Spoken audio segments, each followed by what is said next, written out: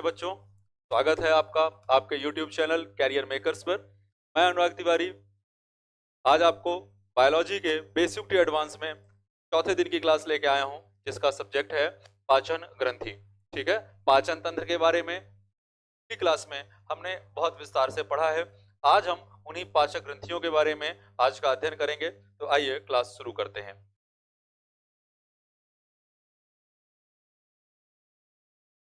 सबसे पहले कल मैंने बताया था कि अंग तंत्र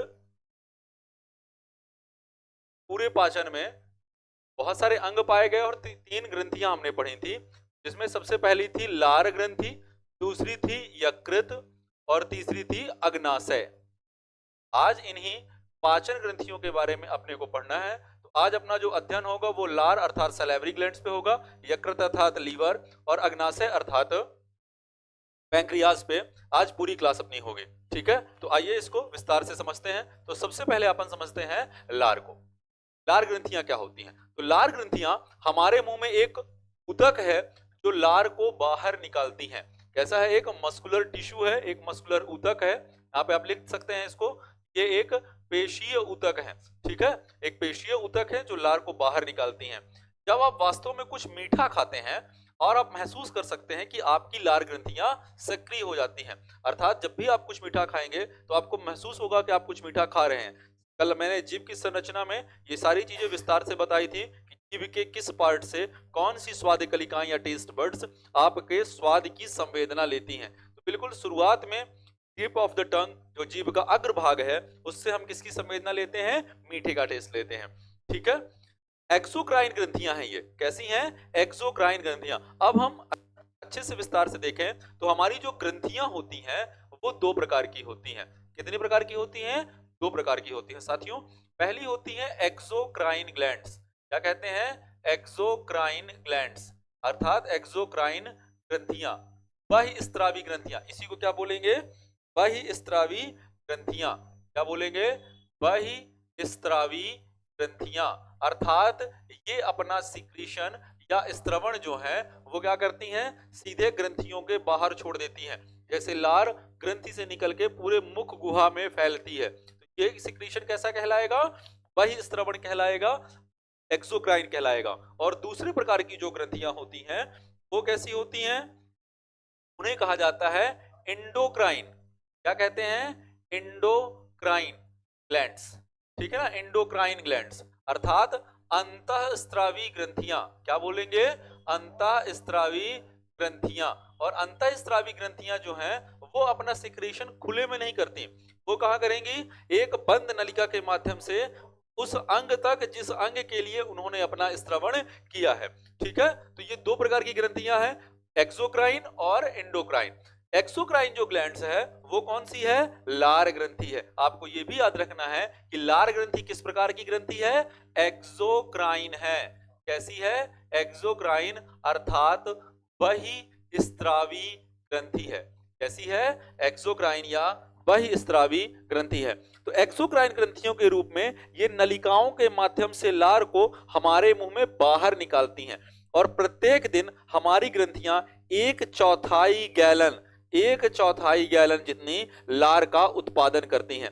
कितनी लार का उत्पादन करती हैं? 1/4 गैलन गैस के बराबर लार का उत्पादन करती हैं। ठीक है, उसके बाद आगे देखें, लार जो है वो किसका मिला हुआ चीज है? तो पानी, बलगम और जीवाणुरोधी पदार्थ अर्थात एंटीबैक्टीरियल सब्सटेंस। लिख सकते हैं इसको, जीवाणुरोधी मतलब एंटीबैक्टीरियल सब्सटेंस, और पाचक एंजाइम, डाइजेस्टिव एंजाइम्स का मिक्सचर है, मिश्रण है। तो लार में क्या क्या होगा? पानी होगा, बलगम होगा, जीवाणुरोधी पदार्थ होंगे और पाचन एंजाइम का मिश्रण होगा। ठीक है, मानव लार में सबसे अधिक पाया जाने वाला जो पाचन एंजाइम है उसमें एक महत्वपूर्ण है एमाइलेज। कौन सा है?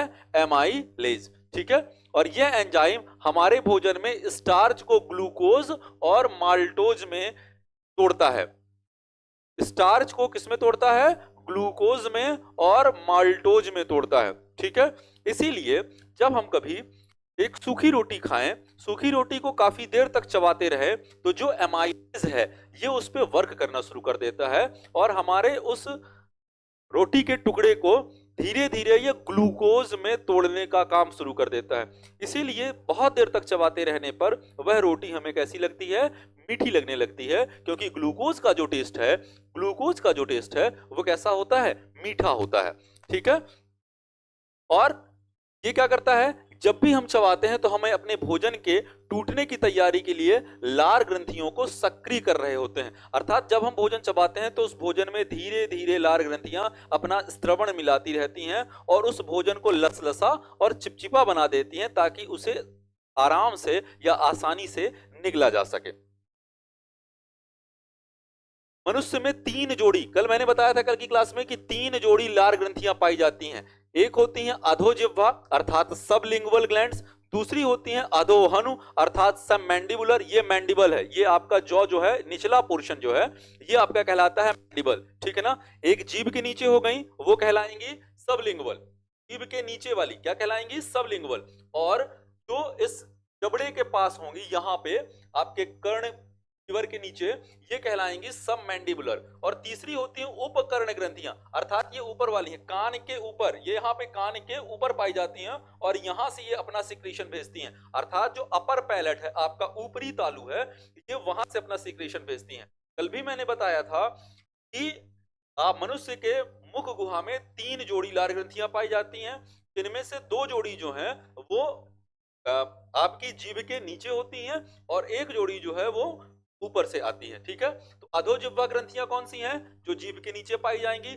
अधोहनु जो आपके इस मैंडिबल में पाई जाएंगी, और उपकर्ण ग्रंथियां वो होती हैं जो आपके कर्ण विवर के पीछे पाई जाती हैं। ठीक है, लार ग्रंथियों द्वारा स्त्रवित लार में कई प्रकीर्णव, प्रकीर्णव का इंग्लिश होता है एंजाइम्स, क्या होता है, कई एंजाइम्स और म्यूकस पाया जाता है, म्यूकस, और इसी को हम क्या बोलते हैं, बलगम बोलते हैं। म्यूकस को क्या बोला जाता है, बलगम बोला जाता है।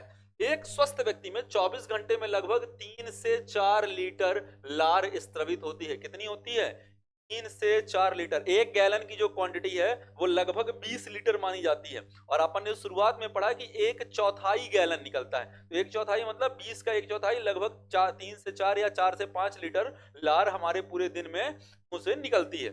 ठीक है, लार में 98.5% पानी और 1.5% 1.5% प्रकीर्ण वया एंजाइम्स पाए जाते हैं। लार में एमाइलेज, टाइलिन और लाइसोजाइम एंजाइम्स पाए जाते हैं। लार में 3 कौन कौन से, पहला है एमाइलेज, दूसरा है टाइलिन और तीसरा है लाइसोजाइम, ये तीनों एंजाइम पाए जाते हैं। लार का जो मुख्य कार्य है वो भोजन को लसलसा बनाना है, जिससे भोजन को निगलने में मदद मिले। ठीक है, और लार का स्त्रवण हमेशा होता रहता है, और इसका एक बेसिक काम और है कि ये आपके मुख गुहा और दांत दोनों को साफ रखने का काम करती है। अब आप सोचिए कि यदि आपकी लार नहीं बनती तो आपका जो मुख विवर है और आपका दांत है वो दोनों साफ नहीं रहते। ठीक है, जो भी आप खाते हैं वो उसमें चिपका हुआ होगा, लेकिन लार क्या करती है, उनको साफ करने का, कंटिन्यू साफ करने का काम करती रहती है। लार में कार्बोनेट आयन पाया जाता है, ये आपको याद रखना है कि लार में कौन से आयन पाए जाते हैं, कार्बोनेट आयन पाए जाते हैं, जो भोजन को क्षारीयता प्रदान करते हैं। भोजन को क्या करते हैं, ये क्षारीयता प्रदान करते हैं, एल्कलाइन बनाते हैं। क्या करते हैं, एल्कलाइन बनाते हैं, एल्कलाइन नेचर प्रोवाइड करते हैं। लार में सी एमाइलेज या अल्फा एमाइलेज पाया जाता है, जो कार्बोहाइड्रेट के पाचन से संबंधित होता है। मैंने शुरू में बताया कि कार्बोहाइड्रेट मतलब ग्लूकोज, माल्टोज, फ्रक्टोज, जितनी भी डाइसैकेराइड हैं या सॉरी मोनोसैकेराइड शुगर्स हैं, वो सभी किस में आएंगी, कार्बोहाइड्रेट में आएंगी। ठीक है, तो कार्बोहाइड्रेट का पाचन या ग्लूकोज का पाचन एमाइलेज शुरू कर देता है। तो लार में पाया जाने वाला जो अल्फा एमाइलेज है वो क्या करता है, कार्बोहाइड्रेट के पाचन से संबंधित होता है। लार हल्की सी अम्लीय होती है, जिसका पीएच मान 6.7, ये 6.7 है, 6.7 होता है। लार कैसी होती है, हल्की सी अम्लीय, ठीक है, स्लाइटली एसिडिक या स्लाइट एसिडिक होती है। ठीक, अब आते हैं अपन एक दूसरी ग्रंथि जिसका नाम है यकृत। मानव शरीर की सबसे बड़ी ग्रंथि, लिख लीजिए, मानव शरीर की सबसे बड़ी ग्रंथि है ये, मानव शरीर की सबसे बड़ी ग्रंथि? कभी भी पूछे आपको ये याद रखना है, मानव शरीर में पाई जाने वाली अंतःस्रावी ग्रंथि जो सबसे बड़ी है कौन सी है? अंतःस्रावी ग्रंथि जो सबसे बड़ी है यकृत। मानव शरीर में पाई जाने वाली दूसरी सबसे बड़ी अग्नाशय।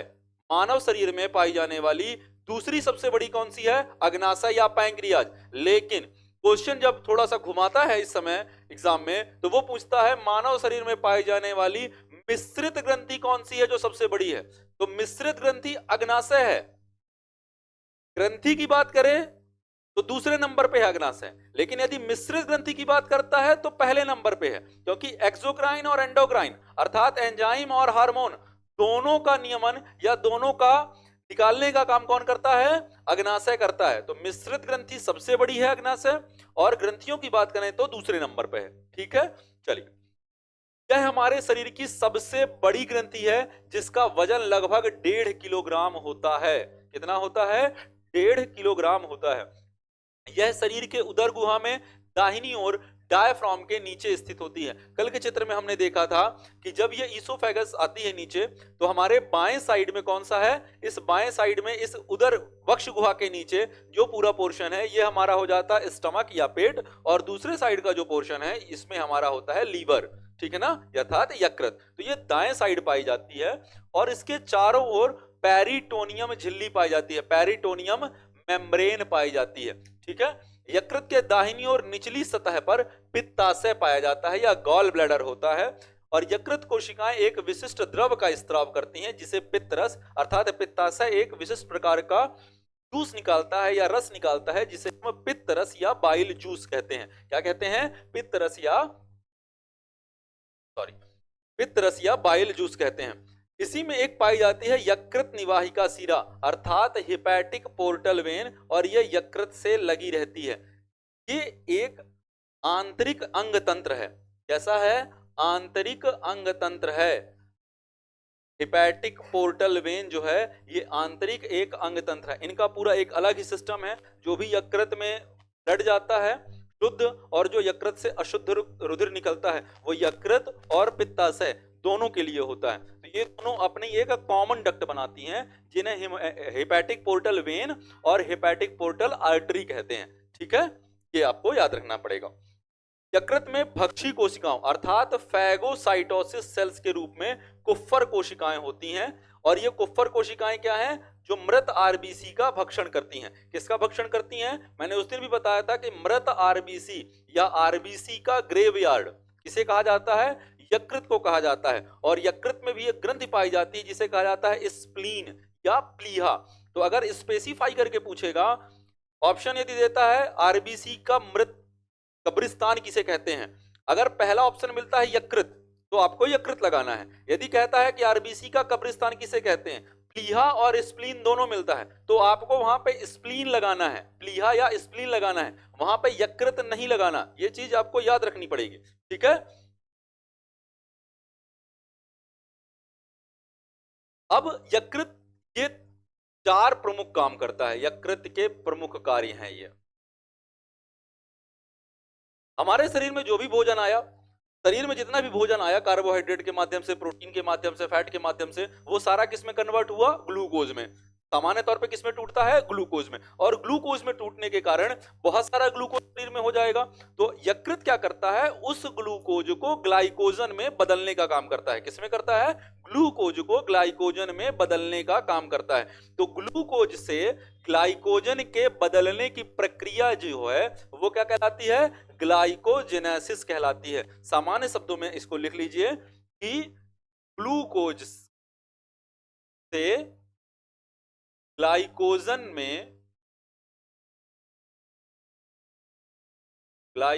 में बदलने की प्रक्रिया, ठीक है, क्या कहलाएगी? ग्लाइकोजेनेसिस कहलाएगी। ठीक है, दूसरी आती है ग्लूकोजेनेसिस। अब कभी ऐसा होगा जब हम क्या कर रहे हैं?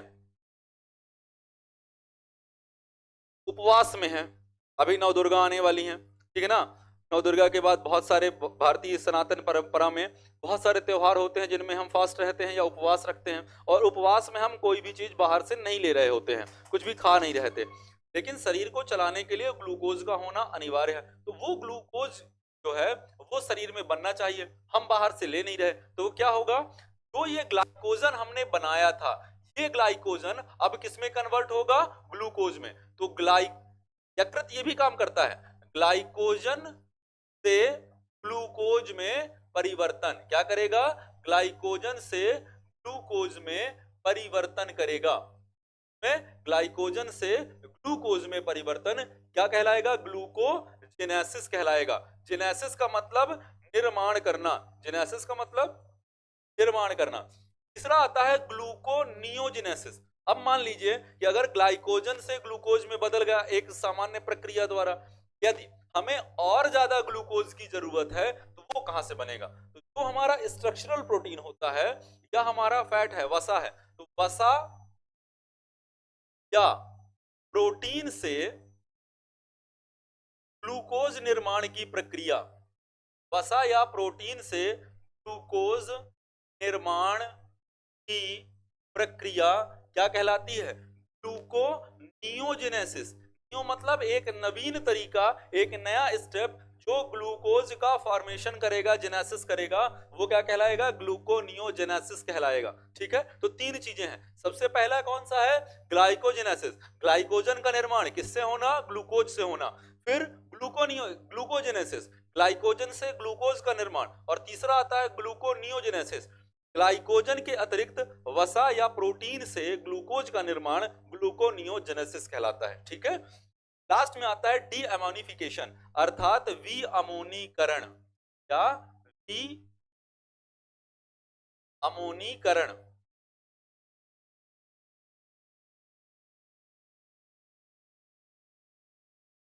मानव शरीर का जो यकृत है उसमें क्या होता है, एक अमोनिया का निर्माण होता है, और अमोनिया जो है अत्यधिक जहरीली होती है। कैसी होती है, अत्यधिक जहरीली अमोनिया। तो अमोनिया जो अत्यधिक जहरीली है उससे कम जहरीले यूरिक एसिड में, यूरिक अम्ल में बदलने का काम कौन करता है, यकृत करता है। तो अधिकतर जहरीली या अधिकतम जहरीली अमोनिया को यूरिक अम्ल में बदलने का काम, डी अमोनिफिकेशन का काम कौन करता है, यकृत करता है। यहां तक आपको ये चीज याद रखनी है। ठीक है, आगे बढ़ते हैं।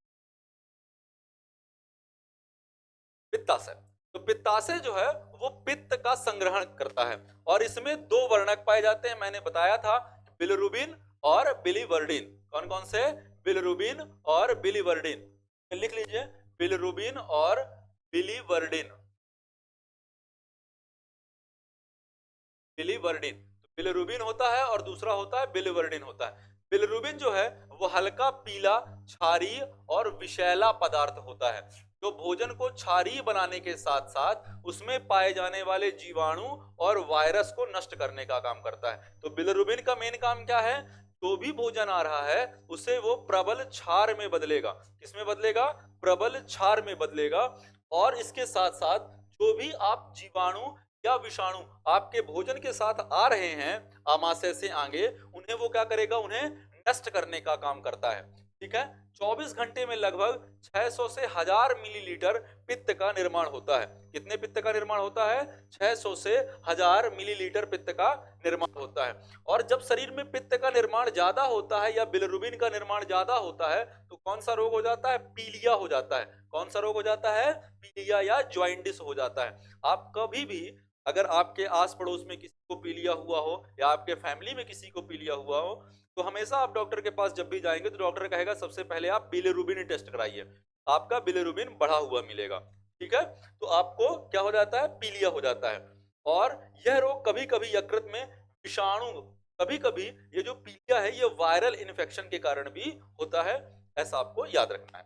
ठीक, अब आते हैं यकृत के कार्य पे। सबसे पहले वही जो पॉइंट मैंने बताया कि अतिरिक्त ग्लूकोज को ग्लाइकोजन के रूप में संचित करता है। क्या करता है, अतिरिक्त ग्लूकोज को ग्लाइकोजन के रूप में क्या करता है, संचित करता है। अर्थात इस प्रोसेस को हम क्या कहेंगे, ग्लाइकोजेनेसिस। क्या कहेंगे, ग्लाइकोजेनेसिस। ग्लाइकोजेनेसिस कहेंगे। क्या कहेंगे? ग्लाइकोजेनेसिस कहेंगे।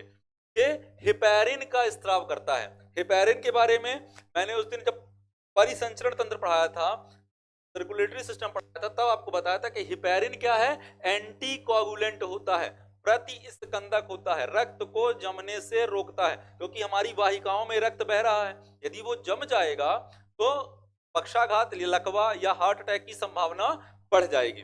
ठीक है, तो ये क्या करता है? यकृत हिपेरिन का स्त्रवण करता है ताकि नलिकाओं में रक्त अबाध रूप से बहता रहे। ठीक है, ये हेपेरिन का स्त्रवण करता है और शरीर में ग्लूकोज की मात्रा को नियंत्रित करता है। शरीर में ग्लूकोज की मात्रा नियंत्रित करने के लिए ही वो दो प्रोसेस जो हमने इसके अलावा पढ़ी, पहली ग्लूकोजेनेसिस और दूसरी ग्लूकोनियोजेनेसिस है। ठीक है, मतलब जब भी शरीर में ग्लूकोज की कमी होगी, यकृत तुरंत ग्लूकोज का फॉर्मेशन शुरू कर देगा। पहली प्रोसेस ग्लूकोजेनेसिस और दूसरी ग्लूकोनियोजेनेसिस द्वारा।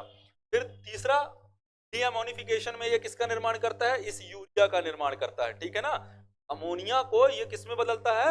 यूरिया में बदल देता है। फिर ये पित्त रस का निर्माण करता है।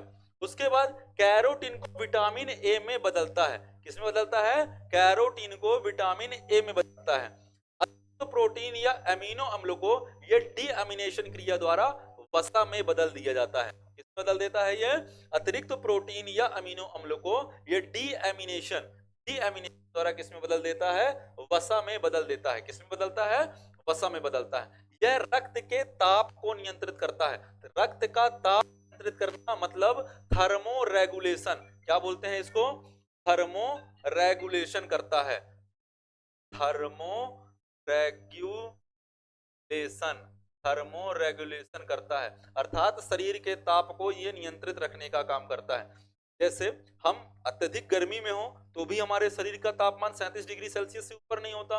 अत्यधिक ठंडी में हो तो भी वातावरण के ताप के कारण हमारे शरीर का टेम्परेचर उतना बिलो नहीं चला जाता। तो उस ताप को नियंत्रित रखने के लिए कौन काम करता है? यकृत काम करता है। हमारा ब्लड जो है वो उस 37 पे स्थिर रखता है। इसी को कहा जाता है ताप का नियमन या थर्मो रेगुलेशन। ठीक है, इसके बाद अतिरिक्त फैटी एसिड को ये फैट में बदल देता है। इसमें क्या करता है? जो हम फैटी एसिड एक्स्ट्रा लेते हैं, इसे क्या करता है? ये फैट में बदल देता है। और रुधिर के प्रोटीन, रुधिर में कौन सी प्रोटीन पाई जाती है? परिसंचरण तंत्र में मैंने आपको बताया था बच्चों कि रुधिर में अर्थात ब्लड में ग्लोबिन नामक प्रोटीन पाई जाती है। तो इस ग्लोबिन प्रोटीन का भी निर्माण कौन करता है? यकृत करता है। ठीक है ना, तो रुधिर की प्रोटीन का भी निर्माण कौन करता है? यकृत करता है। और रुधिर में पाई जाने वाली प्रोटीन कौन सी है? ग्लोबिन प्रोटीन है। कौन सी प्रोटीन है? ग्लोबिन प्रोटीन है। ठीक, उसके बाद तीसरी आती है अग्नाशय ग्रंथि या पैंक्रियाज ग्लैंड। शरीर की सबसे बड़ी सबसे बड़ी विस्तृत ग्रंथि है। यहाँ पे ये चीज थोड़ा सा और सब सुधार के लिख लीजिए। क्या है? शरीर की दूसरी सबसे बड़ी ग्रंथि है और सबसे बड़ी मिश्रित ग्रंथि है। एक साथ दो स्टेटमेंट बोल रहा हूं। अग्नाशय सबसे बड़ी ग्रंथि है और सबसे बड़ी मिश्रित ग्रंथि है। ठीक है ना, मतलब अगर मिश्रित ग्रंथि में बोलेंगे तो मिश्रित ग्रंथि में नंबर 1 है कौन? पैंक्रियाज। और अगर केवल ग्रंथियों की बात करें कि मिश्रित में या सामान्य ग्रंथियों में, तो उस तरीके से ये दूसरी सबसे बड़ी है, क्योंकि पहली सबसे बड़ी कौन सी है? यकृत है। ठीक, यह आमाशय के अधर तल में स्थित होती है। कहां होती है? कल अपन ने पढ़ा था इस चीज को कि ये आमाशय स्टमक के जस्ट नीचे एक लीफ लाइक स्ट्रक्चर होता है, एक पत्ती नुमा संरचना है। तो ये चारों ओर से पेरिटोनियम झिल्ली द्वारा घिरी होती है और इसके अंदर लैंगरहैंस के द्वीप पाए जाते हैं जो 4 प्रकार की होती हैं। अब इसका थोड़ा सा स्ट्रक्चर अगर अपन देखें, ये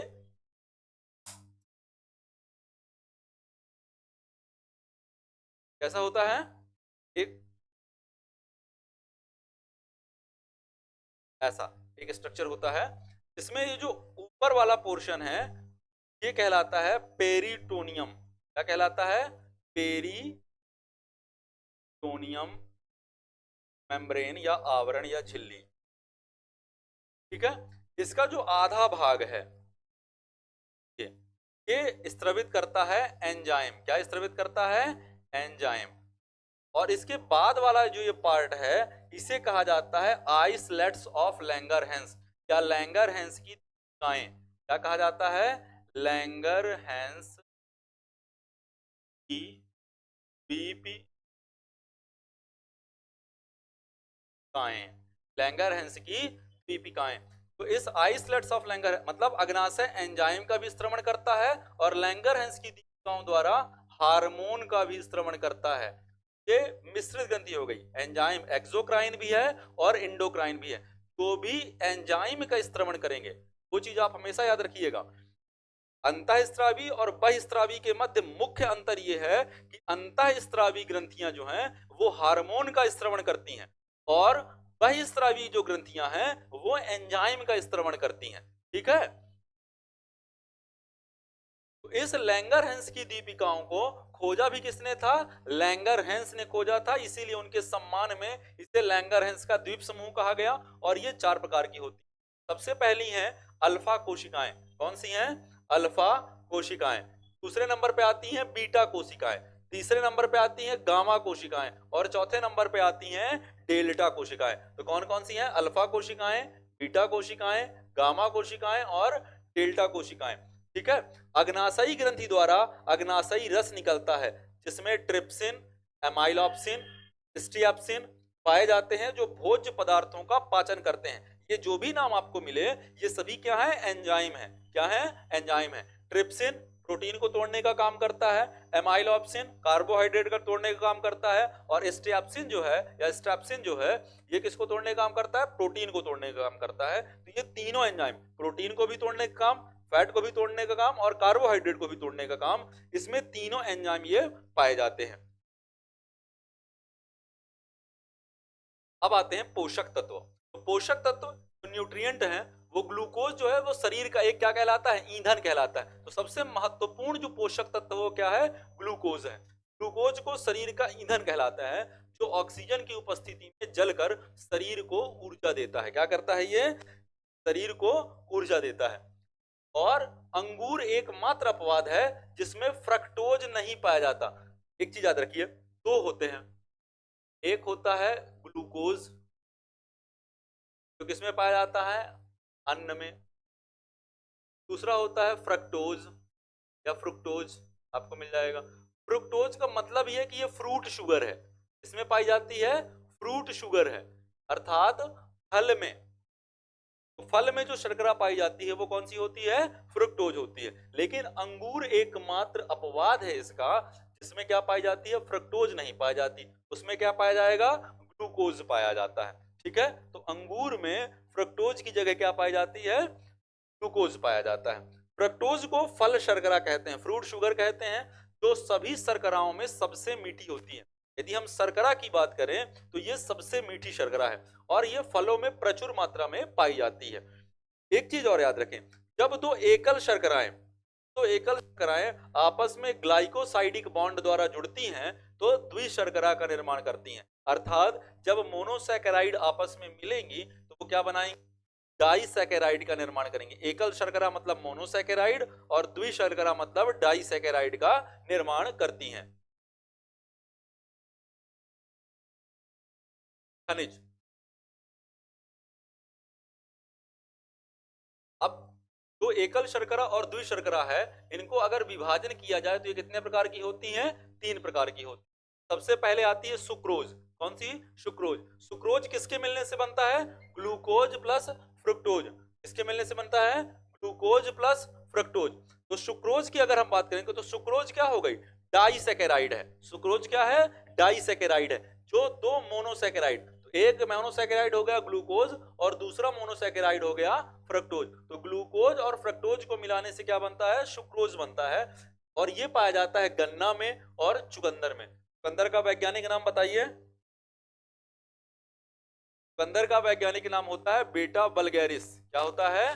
बेटा बल्गैरिस, VULGARIS, बेटा बल्गैरिस। ठीक है, फिर उसके बाद दूसरा आता है माल्टोज।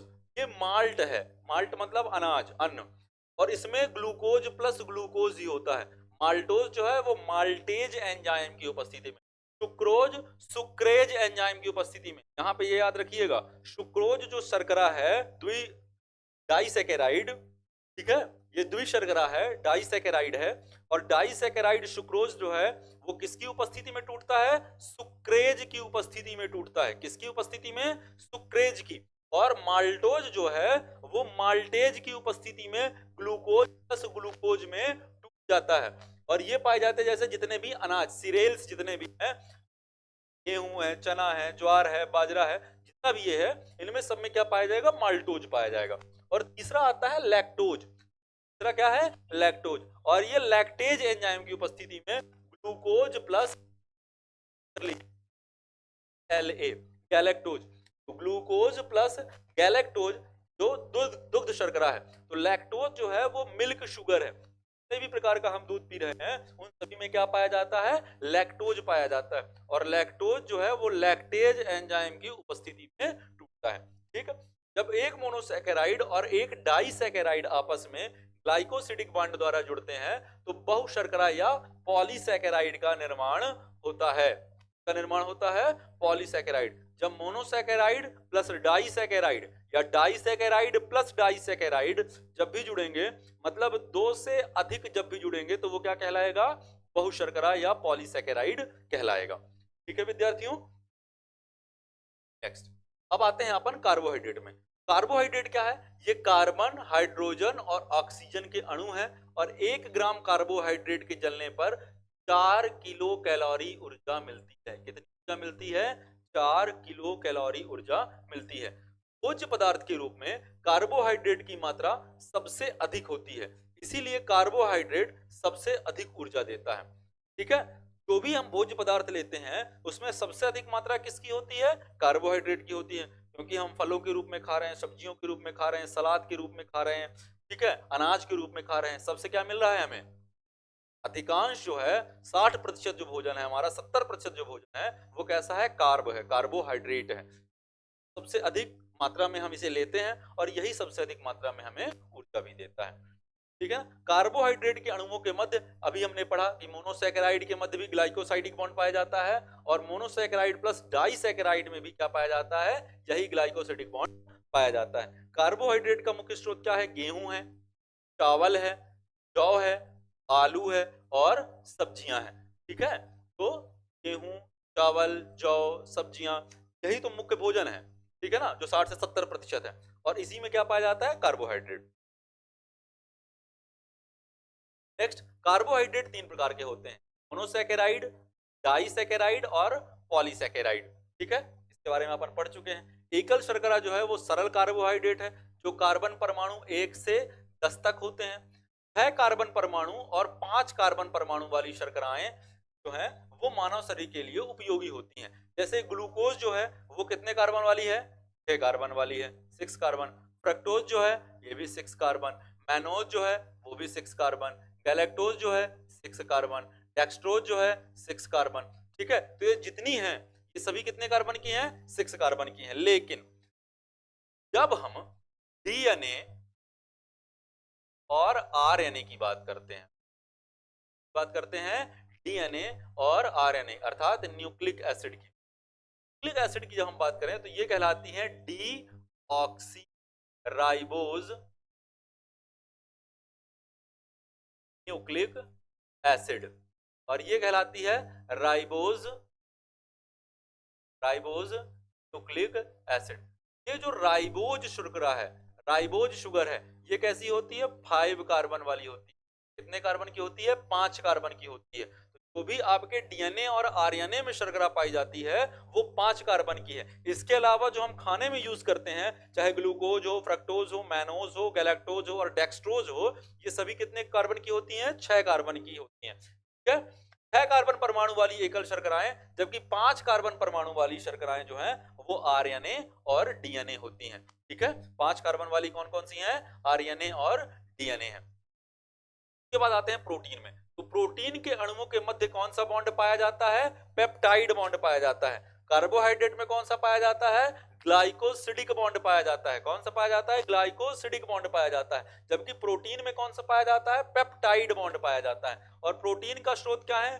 दूध है, अंडा है, मांस, मछली, ठीक है ना, और पनीर है, मछली और पनीर है, ठीक है। प्रोटीन जो है वो 3 प्रकार के होते हैं। सबसे पहले आते हैं सरल प्रोटीन, संयुग्मी प्रोटीन या कॉन्जुगेटेड प्रोटीन, और तीसरे होते हैं व्युत्पन्न प्रोटीन या डेराइव्ड प्रोटीन। इसको जब हम अलग से पढ़ेंगे एंडोक्राइन ग्लैंड्स में, तब इनके बारे में विस्तार से पढ़ा जाएगा, ठीक है। मानव शरीर में 20 प्रकार के अमीनो एसिड्स होते हैं। क्या होते हैं? अमीनो एसिड होते हैं। अमीनो एसिड होते हैं। एक होते हैं आवश्यक अमीनो अम्ल, जिनकी संख्या होती है 10 एसेंशियल अमीनो एसिड, और दूसरे होते हैं अनावश्यक अमीनो अम्ल, जो कहलाते हैं, जो ये भी 10 की संख्या में होते हैं। तो 10 हमारे शरीर के लिए आवश्यक है और 10 हमारे शरीर के लिए अनावश्यक अमीनो अम्ल है, ठीक है। ऐसे मनुष्य जो मांसाहारी हैं, कैसे हैं? कार्निवोरस हैं, मांसाहारी हैं। वे जब दूसरे जंतु के मांस को भोजन के रूप में खाते हैं तो उन्हें 20 अमीनो अम्ल एक साथ प्राप्त हो जाते हैं, और इस प्रकार की प्रोटीन को क्लास 1 प्रोटीन कहा जाता है। क्या कहा जाता है? Class 1 protein. अर्थात जो कार्निवोरस जंतु हैं, मांसाहारी जंतु हैं, वो क्लास 1 प्रोटीन लेते हैं। उन्हें आवश्यक अमीनो अम्ल भी मिल जाते हैं और अनावश्यक अमीनो अम्ल। अनावश्यक अमीनो अम्ल इसलिए भी इन्हें कहा जाता है क्योंकि ये मानव शरीर में पाए जाते हैं। कहाँ पाए जाते हैं? मानव शरीर में पाए जाते हैं। और आवश्यक अमीनो अम्ल वो हैं जो हम बाहर से लेते हैं, ठीक है। तो जब ये मांसाहारी जंतुओं का भोजन ले लेंगे तो ये अपने शरीर में उन 10 अमीनो अम्लों को भी ग्रहण कर लेते हैं। इसे क्लास 1 प्रोटीन कहा जाता है। ऐसे व्यक्तियों को अपने भोजन में विविधता रखने की आवश्यकता नहीं होती। जो भी मांसाहारी हैं वो बहुत सारा सलाद है, दाल है, चावल है, रोटियां है, और भी अन्य प्रकार के भोजन सामग्री को लेने की आवश्यकता नहीं। अगर ये मांस का सेवन कर रहे हैं तो इनकी क्लास 1 प्रोटीन का जो डाइट है वो कंप्लीट हो रही है। लेकिन ऐसे व्यक्ति जो शाकाहारी होते हैं उन्हें किसी भी सब्जी से 20 प्रकार के अमीनो अम्ल प्राप्त नहीं हो रहे होते। इसीलिए इस प्रकार की जो प्रोटीन है उसे हम क्या कहते हैं? क्लास सेकंड प्रोटीन कहते हैं। क्या कहते हैं? क्लास सेकंड प्रोटीन कहते हैं। और ऐसे व्यक्तियों को अपने भोजन में विविधता रखनी होती है। क्या करना चाहिए? ऐसे व्यक्तियों को अपने भोजन में विविधता रखनी चाहिए। ये प्यारे बच्चों, जहां तक ये था। अब इसके बाद जो है हम अगले उसमें आपके कंकाल तंत्र का अध्ययन करेंगे। तो अगली जो हमारी क्लास होगी उसमें हम कंकाल तंत्र का अध्ययन करेंगे। तब तक आप हमारे चैनल को अच्छे से अपने दोस्तों के साथ लाइक करवाइए, सब्सक्राइब करिए और इसे अच्छे से देखिए। जो भी हमारी गलतियां हैं आप उन्हें अपने कमेंट बॉक्स में लिख सकते हैं कि हम इसे और कैसे बेहतर कर पाएं। तब तक के लिए शुभ संध्या प्रिय साथियों, धन्यवाद।